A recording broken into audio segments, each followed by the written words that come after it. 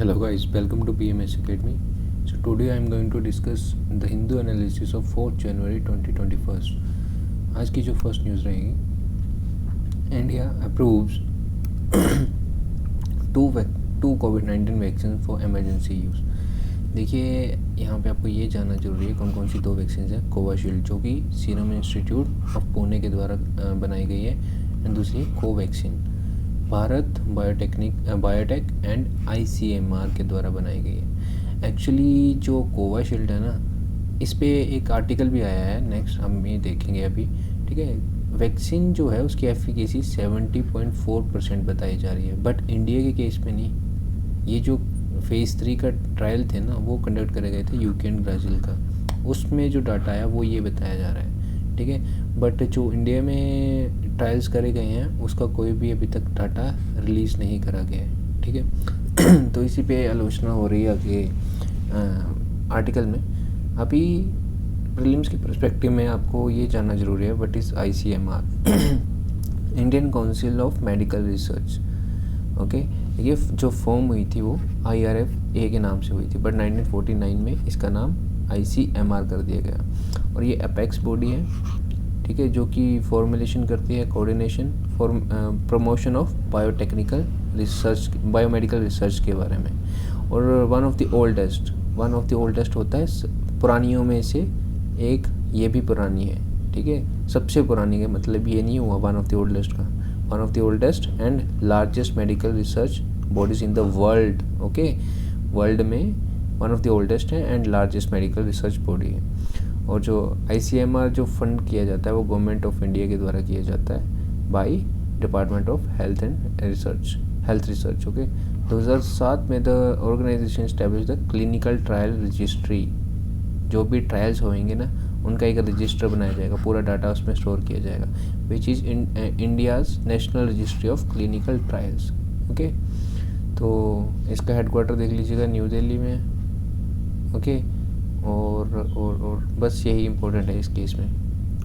Next देख लेते हैं, FSSAI food safety and standard authority of India slashes limit for trans fat level in the food. देखिए ऐसा है, ट्रांस फैट आपने देखा होगा, आप लेज वगैरह खाते हैं या ऐसे कोई प्रोडक्ट्स, उसके नीचे ट्रांस फैट ऐसा कुछ दिया होता है उसके इंग्रेडिएंट्स वगैरह में। ठीक है, तो देखिए ट्रांस फैट जो है वो बहुत ही हार्मफुल है हमारे लिए, और जैसे कि आपकी हार्ट अटैक वगैरह के इश्यूज आ जाते हैं आपके ट्रांस फैट के ज़रिए। तो WHO के द्वारा ये कहा जाता है कि 5.4 lakh deaths a year globally from its intake.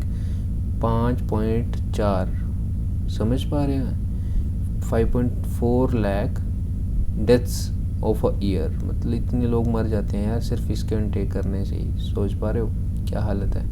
Actually trans fat क्या होता है, जब आप कोई, एक्चुअली ये नेचुरली भी पाई जाती है, जैसे कि आपके डेयरी प्रोडक्ट्स में।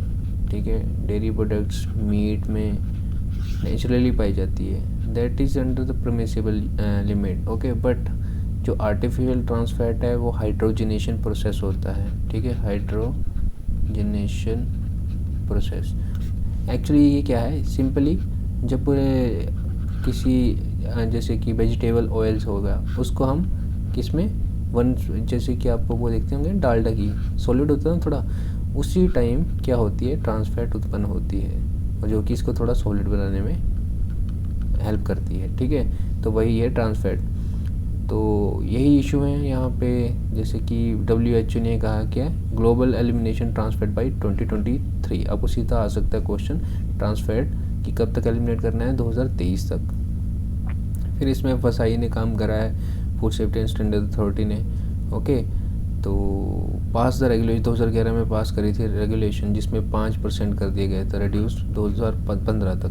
बट अभी के लिए क्या टारगेट रखा है इन्होंने, जो food safety and standard authority ने, कि 3% 2021 तक, 2% कब तक, 2022 तक। ओके, तो ये टारगेट्स कुछ रखे गए हैं food safety and standard authority के द्वारा। अभी देख लेते हैं ये कौन सी है।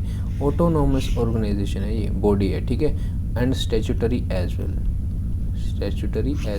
स्टैट्यूटरी ये पावर कहाँ से लेती है, food safety and standard acts 2006 के तहत ये अपनी पावर्स लेती है ये बॉडी, और ऑटोनोमस भी है। ओके, तो responsible for protecting promoting public health through regulation and supervision of food safety. बहुत इंपॉर्टेंट, आपको एफ वाला साइन भी दिखता होगा प्रोडक्ट्स के ऊपर, तो ये वही है बॉडी, ठीक है। नेक्स्ट आर्टिकल देख लेते हैं हम। A herd Gamble, opacity in the communication is dangerous when there is high vaccine hesitancy। अभी जैसे कि हमने ऊपर देखा कि दो इमरजेंसी यूज़ के लिए 2 वैक्सीन्स को अनुमति दे दी गई है। तो देखिए ऐसा है कि ऐसा कहा गया है कि इंडिया, आपको पता है क्या करता है, ये आपकी वैक्सीन्स वगैरह मैन्युफैक्चर करने का काम करता है अच्छे से, ठीक है। बट अभी के लिए ऐसा कहा गया है कि इंडिया के पास मौका था कि वो सबसे पहली वैक्सीन बना देता, ठीक है। स्टिल मतलब कि हम प्रोड्यूस करते हैं बहुत सारी वैक्सीन्स, बट जो ऑलरेडी किसी और कंट्री के द्वारा मैन्युफैक्चर करी जा चुकी होती है, इन्वेंशन करी जा चुकी होती है, ठीक है। बट इंडिया के पास मौका था, चलो फिर भी मौका भी छोड़ो, स्टिल उसके बाद से ये था कि एक अच्छे वे में शुरुआत करें। मतलब देखिए ऐसा है, इसकी आलोचना करी गई है कि जो डाटा नहीं रिवील किया जा रहा है, ठीक है। एंड जो फेज़ 3 के ट्रायल हुए अभी, तो SSI मतलब सीरम इंस्टीट्यूट ऑफ इंडिया जो आपका पुणे में बेस्ड है, उसने कुछ पार्शियल डाटा रिवील करा है, क्योंकि वो एग्रीमेंट में था एस्ट्राजेनेका से, जो जिसके डाटा फेज़ 3 का डाटा यूके एंड ब्राज़ील में हुआ, ओके। बट और जैसी दूसरी हमारी ये बायोटेक वाली है, उसने डाटा रिवील ही नहीं करा, okay. That is the big issue. And कहा जा रहा है कि अनएथिकल इसलिए है कि आप पूरी तरह से आपका ट्रायल नहीं हो पाए हैं, फिर भी अगर आप उसको क्या कर दे रहे हो, यहाँ पे रोल आउट कर दे रहे हो, तो then definitely this would be devastating, and आप कंट्री को एक पेरिल सिचुएशन मतलब ख़तरनाक सिचुएशन में लेके जा रहे हो। अगर मान लीजिए आपके पास ऐसी कोई ऑप्शन मिलता है और दूसरा आपको मॉडर्ना वगैरह का ऑप्शन मिलता है, तो ऑब्वियसली लोग क्या प्रेफर करेंगे, मॉडर्ना वगैरह का डोज लेना प्रेफर करेंगे। तो this is the whole thing what I have said in this article. Next देख लेते हैं। ये जो अभी GST कलेक्शन हुई है ना, वो अभी तक की सबसे बड़ी कलेक्शन हुई है, ठीक है। तो इसके बारे में डिस्कस करा गया है। देखिए आपको पता है कि इकॉनमी जो थी रिसेशनरी ट्रेंड में डिक्लाइन करी जा रही थी, ठीक है। बट जो अभी लास्ट मंथ का नवंबर का GST रोल आउट हुआ है, वो 1.15 लाख करोड़ हुआ है, ठीक है। तो जो कि पहले हाइक करा था 1 लाख के पास पहुंचा था, बट फिर से डिक्लाइन कर गया था, बट अब ये फिर से एक पेस पकड़ रहा है। तो इसकी कुछ बातें कही गई हैं। अभी रेवेन्यू रिसीट्स, देखिए एक रेवेन्यू रिसीट्स होती है, कैपिटल रिसीट्स होती है। रेवेन्यू रिसीट्स अभी तक 8 मंथ में, अभी 4 मंथ जो बाकी बचे हैं उसको छोड़ के अभी 40% ही बजट का टारगेट पूरा कर पाया है। एंड देखते हैं अभी क्या होता है, टैक्स इनफ्लोज वगैरह क्या किस तरह से होता है। एंड अभी लास्ट क्वार्टर देखा जाएगा कि लास्ट क्वार्टर में ये चीज़ सस्टेन कर पाता है कि जो टैक्सेस वगैरह इनफ्लो हो रहा है वो लास्ट क्वार्टर मतलब लास्ट के 3 मंथ में ऐसा हाइक पे रहता है कि नहीं, okay. And after 2 quarters of sharp shrinkage in the economy, जो कि कोविड-19 और लॉकडाउन की वजह से श्रिंक हुई है इकॉनमी, क्योंकि वहाँ पे आप परचेज़ नहीं कर पा रहे थे चीज़ों को, तो डेफिनेटली टैक्स कलेक्शन नहीं हो पाएगी। तो that things happen and infuse hope. ये जो चीज़ें 1.15 लाख करोड़ ये जो कलेक्शन हुई है, ये होप करती है कि जो आपका लास्ट क्वार्टर रहेगा वो अच्छी ग्रोथ पाएगा, ठीक है। एंड और क्या इसके बारे में कहा गया कि मोर ओवर नवंबर बिग फैगेंड, मतलब कि फेस्टिवल सीज़न रहते हैं ना आपके, दिवाली वगैरह वगैरह, ठीक है। तो इसके बाद क्या होता है, लोग बहुत सारी शॉपिंग करते हैं, उस शॉपिंग के दौरान क्या होता है, टैक्स कटता है। तो इसका भी एक रीज़न ये बताया जा रहा है कि ये भी एक रीज़न है जिसकी वजह से ये बहुत सारा अच्छा GST कलेक्शन हुआ है। एंड आने वाले समय में शायद ये थोड़ा गिर भी जाए, मॉडरेट रहे, ऐसी प्रेडिक्शन करी जा रही है। और ग्रोथ जो कि शो करी जा रही है कि बहुत अच्छे ट्रेंड में है। बट जो उसका बेस था वो देखिए आपको पता है नेगेटिव में चली गई थी। अब नेगेटिव में लॉकडाउन के टाइम पे चली गई थी, अब कुछ भी ख़रीदा जाएगा तो definitely it will show that we are, जो कि हमारी ग्रो हो रही है इकोनॉमी बहुत अच्छे लेवल पे हो रही है। तो ये एक झूठी तस्वीर दिखा रहा है, ठीक है। एंड जीएसटी रूल्स, जो नए जीएसटी रूल्स आए हैं उसमें क्या हुआ है, जो कंप्लायंस है, आपको पता है जीएसटी में बहुत बड़े सीन भी होते हैं, घोटाले भी कर देते हैं लोग, ठीक है। तो अभी स्ट्रिक्ट रूल्स लाए जा रहे हैं 1 जनवरी से, जो कि एक्सपेक्ट कर रहे हैं कि डेफिनेटली मतलब कि ये चीज़ें हेल्प करेंगी जीएसटी कलेक्शन में। एंड अभी इंपोर्ट्स पे ओवरऑल जो आपका इंपोर्ट है, इंपोर्ट प्रोडक्ट्स पे जीएसटी को हाइक कर दिए गए हैं, ठीक है, ज़्यादा हाइक कर दिए गए जीएसटी जो टैक्स है उन पे। बट ओवरऑल जो इंपोर्ट है ना वो कॉन्ट्रैक्ट भी हुआ है 13.33%, हम इंपोर्ट कम कर रहे हैं अपना। Okay, this is also good thing for our perspective, क्योंकि इंपोर्ट ज़्यादा रहेंगे जिस कंट्री के तो बीओपी पे इम्पैक्ट पड़ता है, बैलेंस ऑफ पेमेंट पे। And February 2020 GST on import should rise further, ऐसा कहा जा रहा है कि इंपोर्ट पे और फरवरी 2020 में जीएसटी इंपोर्ट पे ज़्यादा हो सकता है। और कार सेल्स वगैरह जो है ना, उन्होंने बहुत अच्छा, क्योंकि लगातार कार सेल्स जो हुए जा रही हैं, मतलब ये मैन्युफैक्चरिंग सेक्टर है ना आपका कार्स वगैरह का, तो कार सेल होने की वजह से ये एक अच्छे ट्रेंड में जा रहा है। और ऑब्वियसली अगर अच्छे ट्रेंड में जाएगा तो कंपनसेशन सेस भी लगता है ना एक, ठीक है, सेस लगता है, तो वो सेस की कलेक्शन भी अच्छे से होएगी। टैक्स तो कटेगा, एक सेस होता है, मतलब टैक्स जो लग रहा है उसके अलावा एक और तरह की ड्यूटी लगाई जा रही है एक पर्टिकुलर चीज़ के लिए, जैसे कि एजुकेशन सेस होते हैं, मतलब जो उस सेस से पैसा इकट्ठा करा जाएगा ना वो सिर्फ एडुकेशन पे ही लगाया जाएगा, उसके अलावा कहीं पे भी नहीं यूज़ हो सकता। सेस का ये मतलब होता है। एंड कोर सेक्टर, आपको कमेंट बॉक्स में ये लिखना है कि 8 जो सेक्टर हैं कोर सेक्टर में डाले गए हैं, तो वो कौन कौन से सेक्टर्स हैं, 8, ठीक है। तो इसमें कहा गया कि सीमेंट एंड स्टील, ये तो 2 हो गए। सीमेंट एंड स्टील ने थोड़ा सा अभी ऊपर वाला ट्रेंड, मतलब ग्रोथ वाला ट्रेंड शो करा है। एंड जो न्यू इन्वेस्टमेंट थी कंट्री में वो बहुत ही बुरी तरह से डिक्लाइन हुई है 88% फ्रॉम ईयर अगो, जो कि पिछले साल का बेस देखा जाए इस समय के मुताबिक तो 88% का डिक्लाइन आया है न्यू इन्वेस्टमेंट से। और एम्प्लॉयमेंट वाला सीन भी डिक्लाइन हुआ और 35 लाख जॉब्स के आसपास नवंबर में लोगों ने अपनी जॉब्स को लूज़ करा है, ठीक है। एंड ये ट्रेंड आगे भी बरकरार रह सकता है। तो सेंटर को क्या है, सेंटर को बड़े चैलेंजेस फेस करने हैं, और ये जो चैलेंजेस हैं किस तरह से टैकल किए जा सकते हैं कि जो अभी बजट आएगा, आपको पता है बजट थोड़े टाइम में आने वाला है, तो डेफिनेटली गवर्नमेंट पुश करेगी कि through the budgetary efforts our economy can on the अच्छे पाथ पे रिवॉल्व करना शुरू कर जाए। तो this was the whole article. Next देख लेते हैं। देखिए जो नेक्स्ट आर्टिकल है वो बहुत ही अच्छा आर्टिकल है, वुमेन के रिगार्डिंग है, वुमेन फार्मर्स के रिगार्डिंग।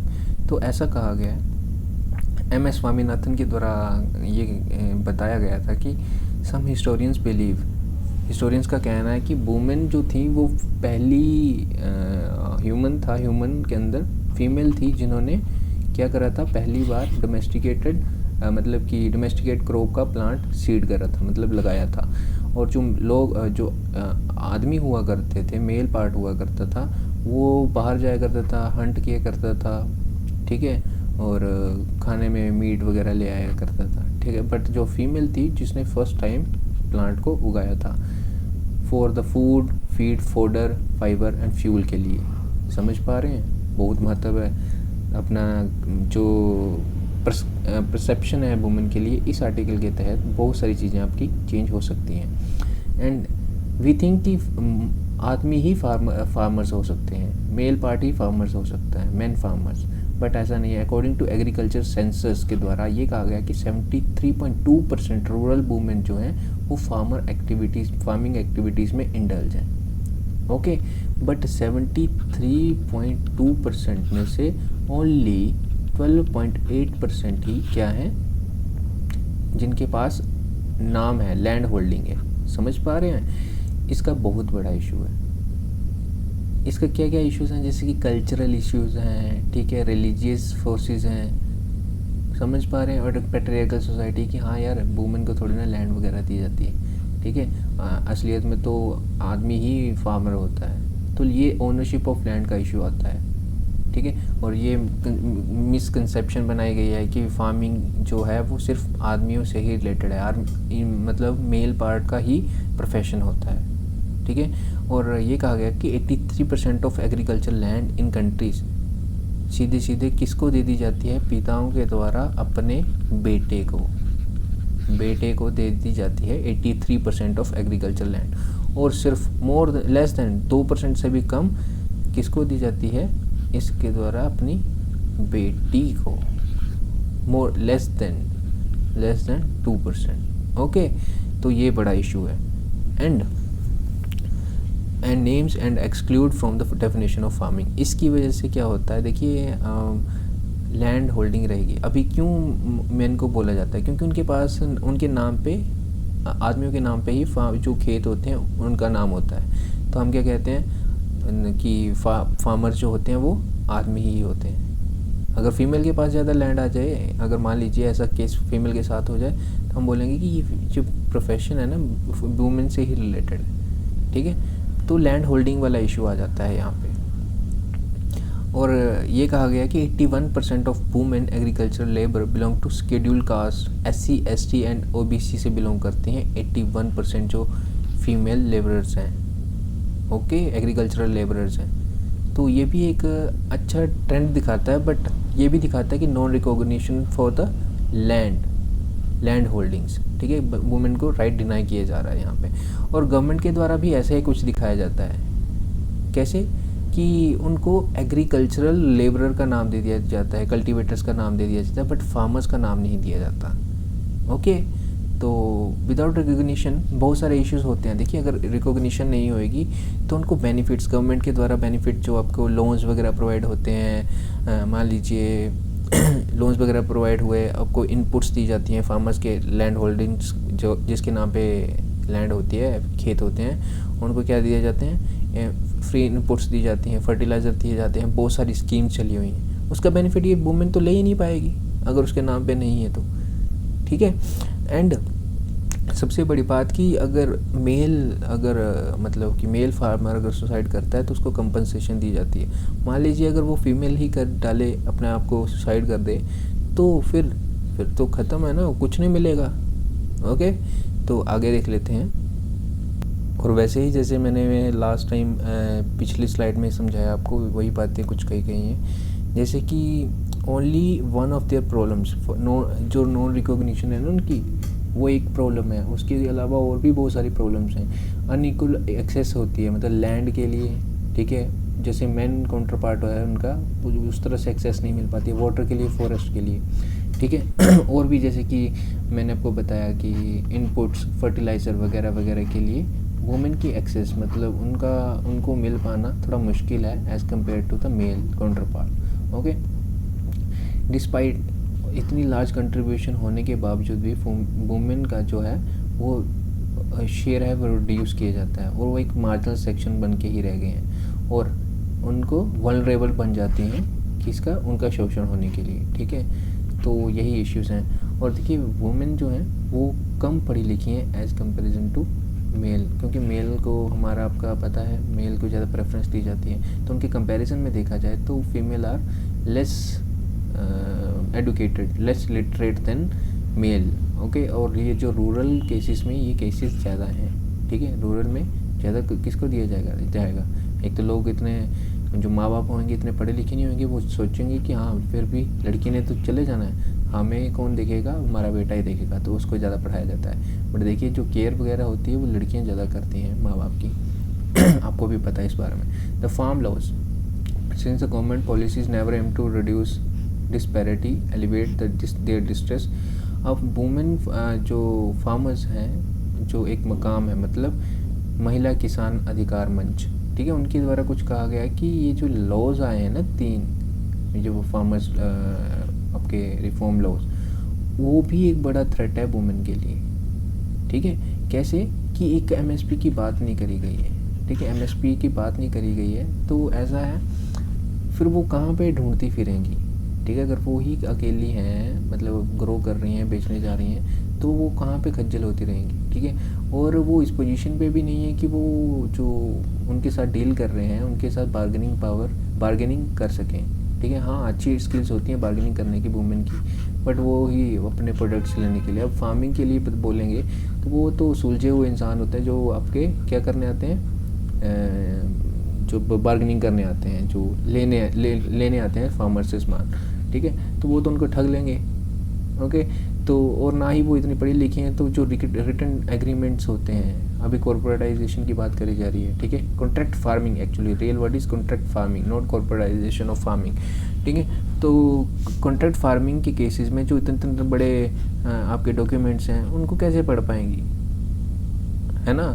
तो अब वो नहीं पढ़ पाएंगी तो वो कहाँ पे केस लड़ती फिरेंगी अगर ऐसा हो भी गया।